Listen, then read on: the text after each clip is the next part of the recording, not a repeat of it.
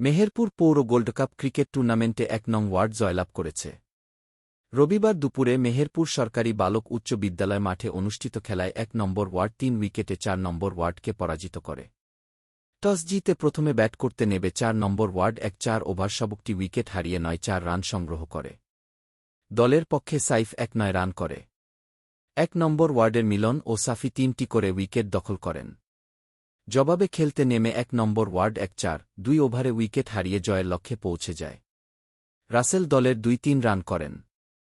৪ নং ওয়ার্ডের সাগর ২টি উইকেট দখল করেন। খেলা পরিচালনা করেন নিটু এবং জনি। বিজয়ী দলের মনি ম্যান অব দ্য ম্যাচ নির্বাচিত হন। খেলা শেষে ম্যান অব দ্য ম্যাচের পুরস্কার দেওয়া হয়। মেহেরপুর সজীব স্পোর্টস ও ইচ্ছের উদ্যোগে ম্যান অব দ্য ম্যাচের পুরস্কার দেওয়া হয়।